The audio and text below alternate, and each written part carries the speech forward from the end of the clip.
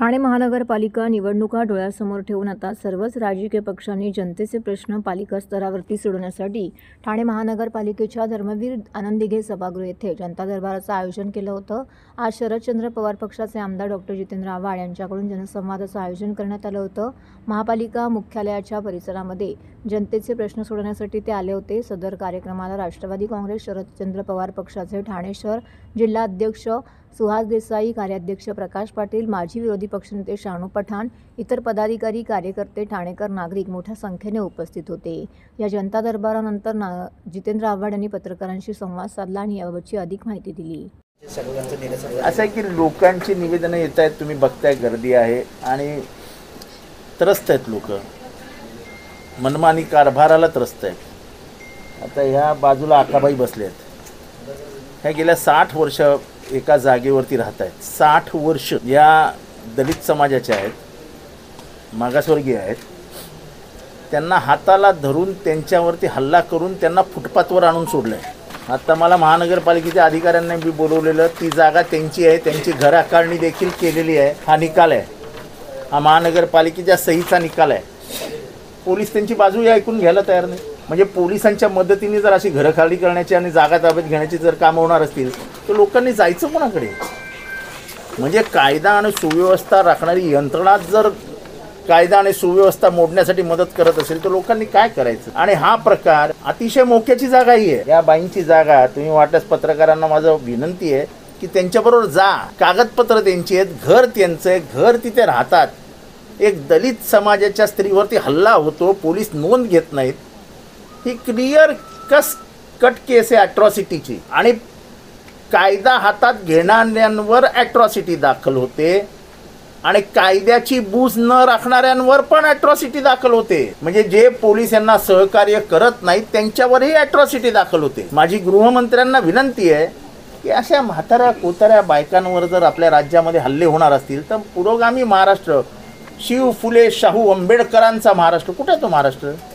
हा शोधावा लागेल आता। आणि हे प्रकार ठाण्यामध्ये वाढीला लागले, जमीन बळकावण्याचे।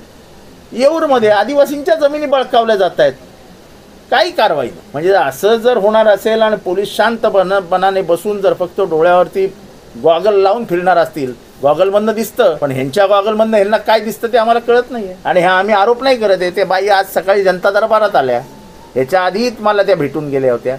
पण जर न्यायच मिळत नसेल तर आम्हाला उद्या जाऊन जमिनीवर जाऊन त्यांना ताबा द्यावा लागेल। तिथे आदिल पठाण नावाचा गुंड ताबा घरून बसला आहे, तिथे त्याची गुंड बसलेले आहेत। हे कोणाच्या संरक्षणाखाली आहे? कोण ह्यांना मदत करतो? आम्हाला कोणाचंही नाव घ्यायचं नाही आहे, सगळी नावं मला माहिती आहेत। हा कोण आदिल पठाण आहे तो पण मला माहिती आहे। असे आदिल पठाणने फटाण, माझ्या भाषेत बोलत नाही मी, हे असे आम्ही नाही घाबरत आहे आदिल पठाणला।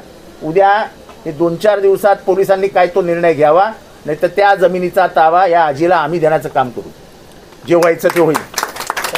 की क्लस्टर मानपाड्याची लोकं आली होती, मानपाड्याच्या पुढची लोकं आली होती। क्लस्टरची जोर जबरदस्ती का केली जाते? शासनाने योजना आणावी, पण योजनेमध्ये ती तुम्ही घ्याच, ही जबरदस्ती घराच्या बाबतीत शासन करू शकत नाही। आत्तापर्यंत कुठली क्लस्टर योजना यशस्वी झाली?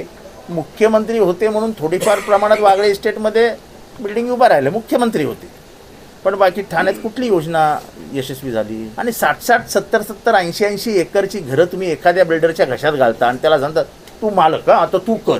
अरे तो कसा करणार? आणि ही जुनी घरं आहेत। आता मानपाड्यामध्ये ही घरं 50-50, 60-60, 70-70 वर्ष जुनी घरं आहेत, ती मोठी घरं आहेत। ती मोठी घरं देऊन ती लहान घरं का घेतील लोक, का घ्यायची? म्हणजे ह्याच्या मागे पैसे हा एकमेव उद्देश आहे, पैसे कमवणे। माझं म्हणणं आहे की घर माझं, मालक मी, मला कसं डेव्हलप करायचं ते मी करीन ना। आम्ही एकत्रित विकास करायचा, कसा करायचा आम्ही ठरवू, तुम्ही सांगणार की तुम्ही अशा पद्धतीने पुढे जा, म्हणजे तुमचे कसे खिशे भरणार याचा तुमचा जो प्लॅन आहे तो या नागरिकांनी स्वीकारायचा। नागरिकांनी कशासाठी स्वीकारायचा? नागरिकांनी खुलेआम जर विरोध केला, लोकशाहीमध्ये नागरिकांना महत्त्व आहे ना।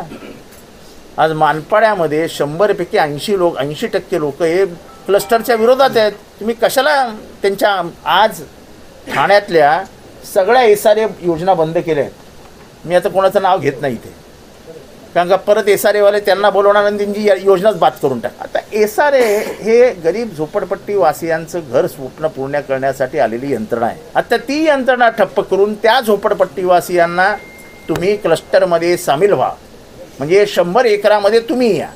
अरे क्लस्टर एसआरए फटाफट पूर्ण होते. 400 जणांच्या झोपड्या असतील तर 400 जणांच्या झोपड्या पाडून तिथे इमारती उभा राहू शकतात. त्यांची घरं, झोपडपट्टीवासियांना काय असतं तर मला एक घर मिळेल बाबा, स्वतःच्या मालकीचं जरा चांगलं घर मिळतं म्हणून लोक एसआरएमध्ये जातात. ती एसआरए योजना ठाण्यामध्ये बंद करून तुम्ही क्लस्टरचा गुळ लावून ठेवला आहे आणि तो गुळ इथे दिसतोय, लोक बघतायत, जीप काय लागत नाही. बंद करा, नाही कशाला पाहिजे.